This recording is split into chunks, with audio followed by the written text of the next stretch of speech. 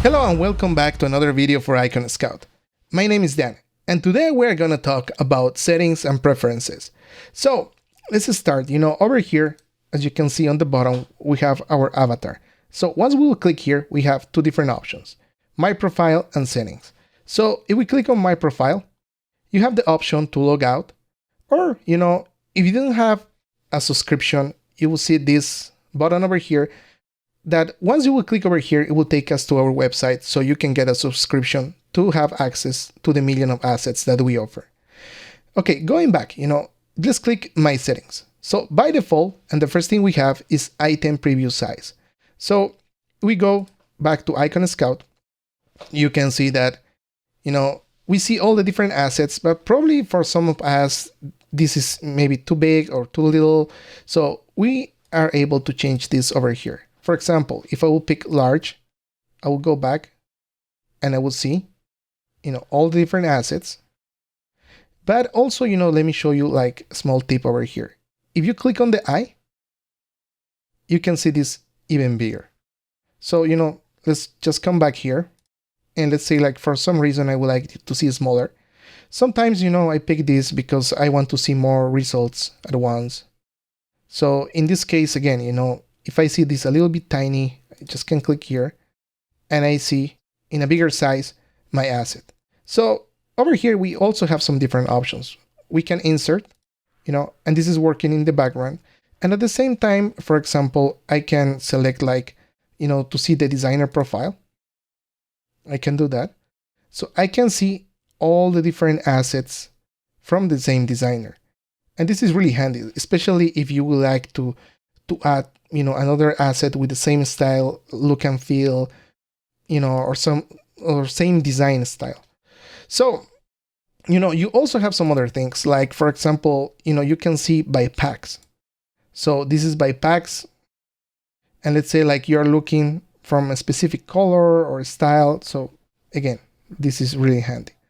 Okay, so let's go back here to settings. And also this, especially for icons, as you can see, we have the option to choose between SVG or PNG by default. So sometimes, I would just select icons over here. Maybe we don't need in a really higher resolution. And this especially happens when we are working, let's say, with, presentations. So we have our keynote and we don't need, high resolution anyways. SVG, we don't need that here. But, in this case, if we use the Mac app, I come here, my settings, and over here, again, I can choose between SVG or PNG, so maybe just PNG, come here back to icons, and let's say like I need to add anything from here. I simply drag and drop, and there you go. The resolution is still really good, and it simplifies a little bit more. So just going back to Figma.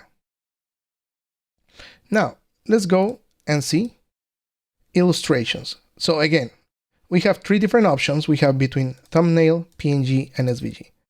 But sometimes, again, probably we don't need like a real high resolution. Maybe we just need to work with PNG.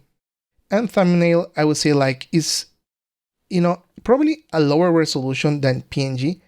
But actually what happened that it helps you to work fast. So sometimes you need to add like a bunch of icons or 3D illustrations, so in this case, thumbnail is the best option, and the same thing for illustrations. And if we go to 3D, exactly the same gimmick. So we have PNG, thumbnail, so we can choose between PNG, higher resolution, probably will take a little bit more time to download. We need to be more patient. Or thumbnail, lower resolution, and this will work faster. Finally, we have the theme. So of course, we also offer between light and dark mode. And this is completely up to you. There is some small tips that I can tell you. For example, if you're working, let's say like in Sketch, you can see that you can actually expand the window as you want. So this is really cool.